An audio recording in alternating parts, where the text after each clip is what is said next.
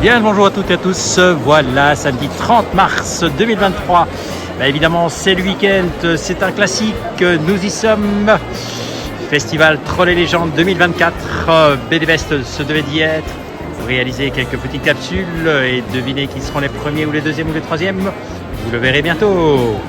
L'interview, et là, Dieu sait, parce que l'an dernier, il n'y a pas eu moyen, l'année d'avant non plus. Cette fois-ci, il y a eu moyen de coincer notre ami Jérôme Le Reculé.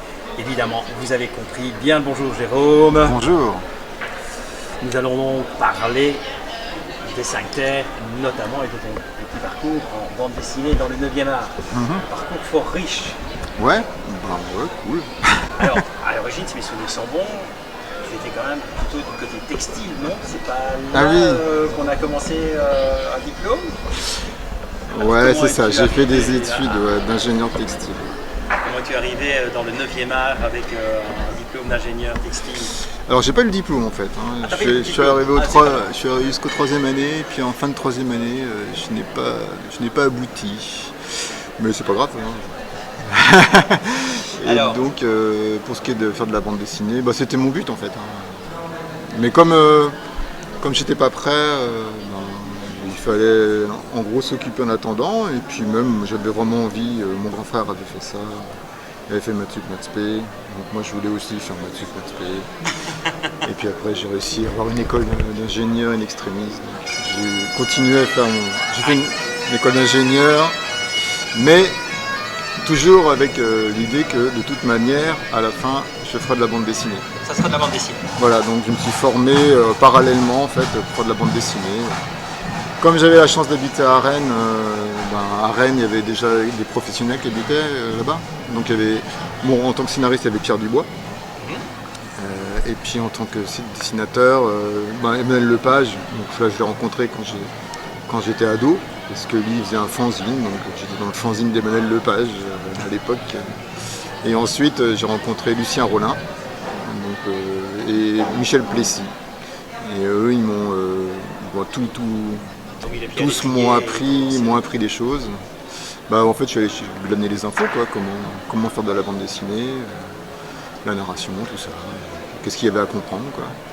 Alors, la première question que je pose en général, justement, celle-là, c'est Jérôme, en 3 mots, comment pourrais-tu te définir? Comment je peux me définir? Te définir toi. C'est un peu une questionnaire de Proust. C'est la seule. Ouais, alors je suis mi-homme, mi-bernique. Voilà. Ah bon? Ouais. On peut avoir une petite explication. L'un des hommes les plus statiques du monde. Plus statique. Plutôt statique, ouais. Donc voilà, en général, je suis sur mon canapé à dessiner. À dessiner. Le plus clair de mon temps, c'est mon activité principale. Et donc voilà, je suis à peu près tout le temps au même endroit à faire. Pas tout à fait la même chose, mais de loin, on dirait que c'est faire tout le temps la même chose. Alors, pas tout à fait la même chose, mais tout le temps, en univers, évidemment, on peut parler des 5 terres, on va pas parler des autres séries. C'est une grosse saga. Ouais. C'était prévu dès le départ? Oui. Ouais. Avec le même planning de parution qu'actuellement? Ouais, dès le départ, l'idée c'était faire 3 tomes par an et de faire 5 cycles, donc un cycle par terre, et chaque cycle étant composé de 6 albums, et de faire en tout 30 albums, à raison de 3 tomes par an, parce qu'on aimerait bien que nos lecteurs puissent lire la fin de leur vivant. Il y a actuellement un des cycles qui te tente plus ou qui t'a plus amusé? À dessiner? Oui, à dessiner et tout. Personnellement, celui des félins est plus dans la lignée de ce que j'ai déjà fait et ce que je dessine plus naturellement. Celui des singes, il était très intéressant, mais c'est dans un univers plus asiatique, plus mafia, machin. C'est moins ce que je dessinerais naturellement, et en même temps c'est ça qui est bien. Parce que en fait, toujours se complaire à faire ce qu'on aime, c'est agréable, mais des fois ça tourne un peu en rond. Et puis le fait justement d'être poussé à faire d'autres choses, c'est enrichissant. C'est enrichissant, et moi je suis très content, parce que justement les 5 terres, on s'en est jamais, quoi. Vu qu'à chaque cycle on change tout, on change complètement de personnage. Alors on en retrouve des anciens, mais on a quand même à chaque fois des gammes de persos. Il y a quand même eu Ouais, il y a des Il y a rapprochements des avec le rapprochements, premier et cycle. puis on annonce petit à petit le tome des ours. Voilà. Enfin, le cycle. Ça sera quel... Enfin oui, le cycle. Ouais. Ça sera quel univers Les parce ours. que bon, on a eu la jungle, on a eu... Ouais. Bah, les ours, ils sont un peu, comment dire, c'est un peu la steppe, c'est un peu les Mongols, c'est un peu un matinée de viking. Enfin, c'est un peu comme ça, quoi. Ouais, ouais. Ce sont des défis graphiques chaque fois pour toi de devoir Oui, recréer voilà. tout. Ouais. Alors, je suis épaulé par Didier Poli, hein, parce Oui. qu'il a Didier qui fait tout le chara design, c'est-à-dire qui met au point tous les personnages avec les scénaristes, et qui met aussi au point les décors principaux, on va dire.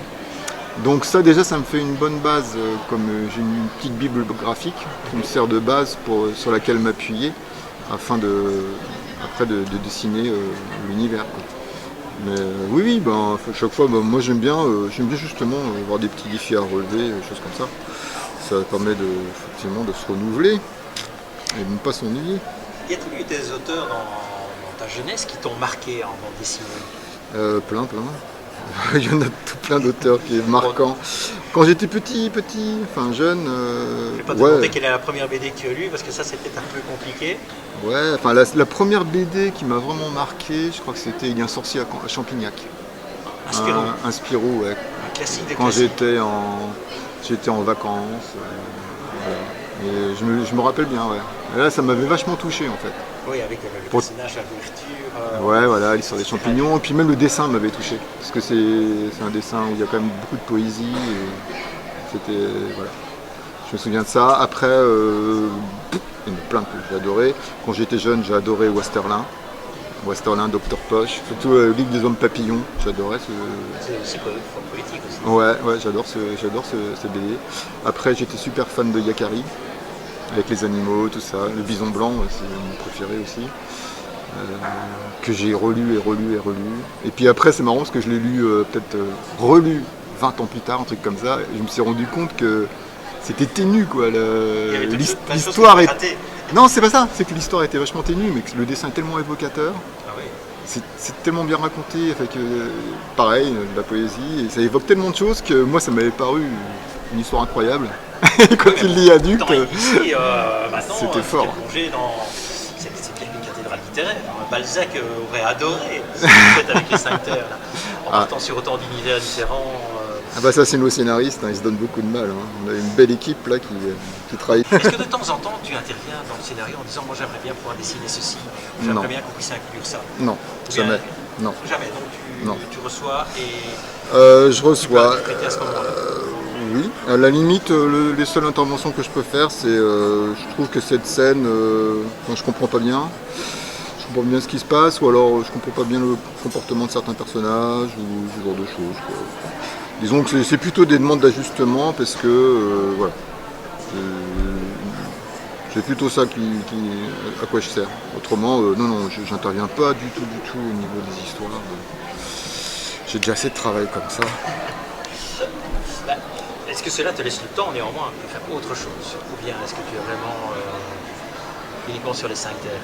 Ah non, bah oui, enfin, quand je suis en vacances, je fais des petites illustrations pour des jeux de plateau, quoi, enfin, des jeux. Des jeux de rôle? Pas de rôle, mais c'est un peu comme ça, un peu dans la même idée, dans le même genre d'univers, mais c'est pas des jeux de rôle, mais c'est des jeux de société, quoi. Autrement, bah c'est tout, quoi. Non, j'ai pas trop le temps de faire autre chose en fait. Est-ce que tu envisagerais un jour éventuellement, avec l'équipe évidemment,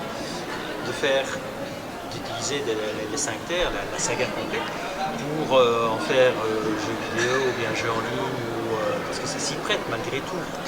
Peut-être. Il y a des personnages qui pourraient effectivement être facilement... Ah peut-être. Alors moi en fait je suis pas du tout joueur. Non, moi je joue pas du tout. J'ai joué aux jeux auxquels j'avais participé, là où j'avais fait des petits dessins quand même. Oui, quand même. mais autrement, non, je joue très peu. Enfin, non. Donc oui, pourquoi pas s'il y a des gens que ça intéresse. Mais, enfin moi je serais pas à l'origine du projet en tout cas, c'est sûr. Non, je pense pas, non.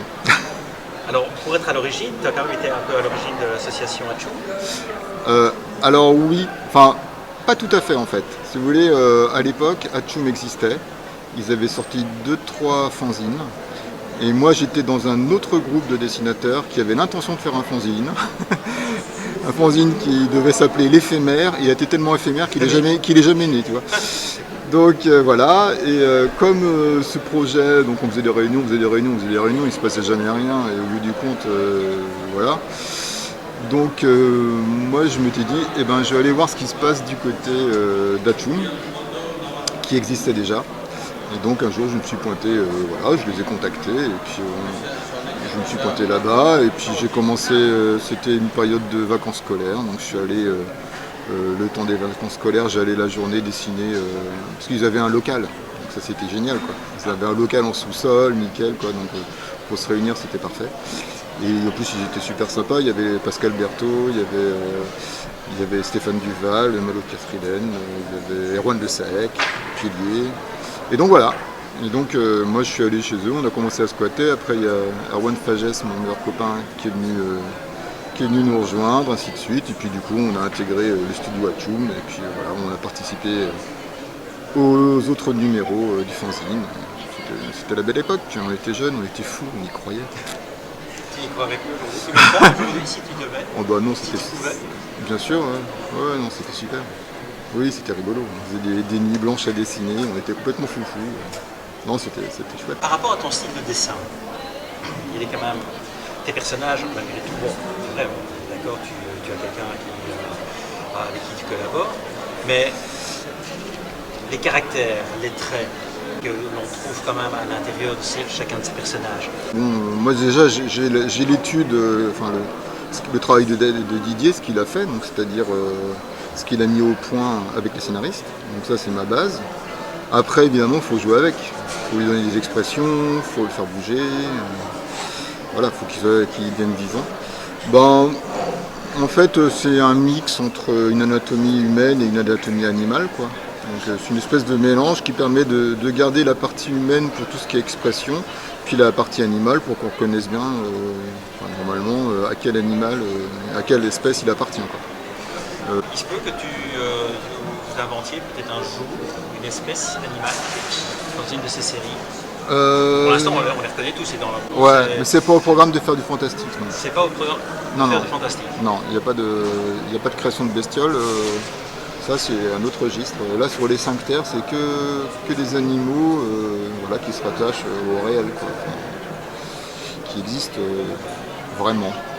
Enfin, c'est une évocation des animaux, évidemment. On fait ce qu'on peut. Hein. Alors, dans ce cycle-ci, effectivement, donc, dans le monde des singes, il y a, je ne reviens plus sur son nom, il va faire une petite exploration en forêt qui revient avec un mystère des origines de leur civilisation. Ouais. On peut en savoir un peu plus déjà. Parce que moi, c'est la partie, parce que bon, la partie mafia, bon, ça va, je ne vais pas dire qu'on reste dans du classique, mais enfin, c'est la partie mafia. Et évidemment, il y a toujours ce côté, je ne vais pas dire Indiana Jones non plus, mais on peut en savoir un peu plus sur cette civilisation perdue, retrouvée. Je pourrais pas vous en dire beaucoup plus personnellement, je suis pas le scénariste, donc moi j'en sais pas. Déjà un peu plus d'éléments sur le prochain tome. J'imagine que tu es déjà en train de dessiner le prochain tome. Alors, qu'est-ce que vous appelez le prochain tome, le tome 13 ? Oui. Bah, le tome 13, on s'occupe d'un autre peuple. Et donc, donc on va pour l'instant, ouais, enfin, je pense qu'il y aura des infos sur la suite parce que je sais que c'est pas tout ça n'a pas été vain, que ça a servi à quelque chose, toute cette petite aventure. Mais moi, personnellement, je ne peux pas vous aiguiller, parce que je n'ai pas les informations. Il n'y a pas dans le secret des dieux. Non. Non, moi on me cache tout, on me dit rien. Tu vas parfois un peu curieux d'en savoir un peu plus, pourquoi justement orienter ton dessin ou ces éléments-là, mais tu n'as pas de réponse. Ben non, j'ai pas la réponse à ce niveau-là. Et donc je sais vraiment pas quoi vous dire. Je sais pourquoi ils ont eu cette aventure, quel est l'intérêt de la chose, mais voilà, pour ce qui est de la civilisation perdue, je ne peux pas trop en apprendre plus, désolé. Et quel était l'intérêt de cette petite expédition alors? Et ça non plus, je peux pas vous le dire. Ça non plus, on ne peut pas le savoir. Non, parce que c'est un secret d'État, et si je le dis, vous n'avez pas d'ennui, mais moi j'en ai plein. Voilà. D'accord. On n'aimerait pas qu'il y en ait. Bah, c'est gentil. Très gênant. C'est gentil à vous, merci beaucoup. Donc voilà. Il y a très d'autres touché. projets sur lesquels tu aimerais travailler, mais par manque de temps, tu n'y arrives pas. Non. Non, parce qu'en fait, moi, quand on m'a proposé les 5 terres, j'avais déjà assouvi énormément de fantasmes de dessinateurs. Oui, Donc j'ai fait quand même beaucoup d'albums, mais justement. j'ai fait au moins une trentaine d'albums, pas plus. Donc j'avais déjà dessiné plein de choses que je voulais dessiner et mettre en scène. Donc finalement, c'était le projet tombé pile poil parce que je pouvais me consacrer pleinement sans avoir de frustration par rapport à un projet personnel qui me tarauderait depuis des années que j'aurais envie de faire. Non, là c'est bon, j'en ai fait plein. Donc t'as pas Moi, de projet non plus perdu dans un carton. J'en ai un qui est quelque chose autour du documentaire autour des animaux, mais c'est tout. C'est tout. Ouais. Peut-être un truc autour des mathématiques, mais je suis pas tout à fait sûr. Faudrait voir. Je sais pas, Le règlement des mathématiques permet beaucoup de choses. Ouais, alors après, à faire en histoire de bande dessinée, je ne sais pas en fait ce que ça peut donner. Ça peut peut-être devenir assez vite. Enfin, faudrait essayer d'en faire un truc sympathique et ludique, je ne sais pas. Mais bon, voilà, des choses comme ça. Mais autrement, j'ai pas d'autres idées, de trucs à dessiner absolument. Eh ben, écoute, un tout grand merci pour ça fait déjà un bon quart d'heure qu'on est là. Ça va D'accord. pas comme ça passe vachement vite. Tu as encore un gros programme aujourd'hui? J'ai encore 2 heures de dédicace. 2 heures de dédicace. Ouais. Et demain, j'imagine que 3 heures. 3 heures demain. tu as un pilier d'ailleurs de Troll et Légendes. Tu viens souvent. Oui, je viens souvent. Ouais. Oui, je viens depuis. J'ai fait toutes les éditions depuis, je sais pas, 2007 ou 2009, un truc comme ça. 2007 ou 2009, je sais plus, une des 2 années. Voilà, je fais toutes les éditions sauf une où j'étais malade. Voilà. Ah, bah oui. Si tu devais donner un slogan à ce festival. Ça, c'est la question que l'on n'a pas encore posée. Mais... Toi qui es un habitué, tu devais les résumer en une phrase, ce festival, tu dirais quoi?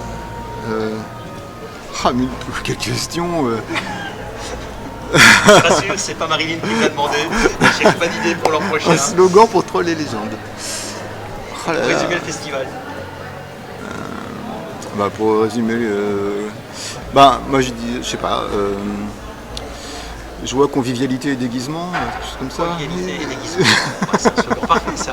Voilà, écoute Marilyn si tu veux, il n'y a pas de problème. Écoute, Jérôme, un tout grand merci en tout cas pour ces petites Je vous en prie. Consacrées. Merci à vous. Il est clair que vous vous en doutez, hein, ça fait encore, mais celle-là, oui, l'an dernier on en avait parlé, mais on ne l'avait pas eu, donc cette année c'est fait. Pour le reste, vous connaissez le principe, venez encore, cet après-midi il y a encore plein de choses à voir, plein d'animations, ce soir il y a plein de concerts, demain on remet ça, il n'y a pas de problème. Et donc d'ici là, je vous souhaite une excellente fin d'après-midi, il fait quand même pas beau, donc venez ici, c'est plus simple, d'accord. Jérôme, excellent après-midi, bon courage pour la suite. Merci. Et on attend impatiemment là pour découvrir quels étaient les musiques. Ah oui, patience et longueur de temps font mieux que force ni courage. Voilà, ok, au revoir en tout cas et merci. Je t'en prie.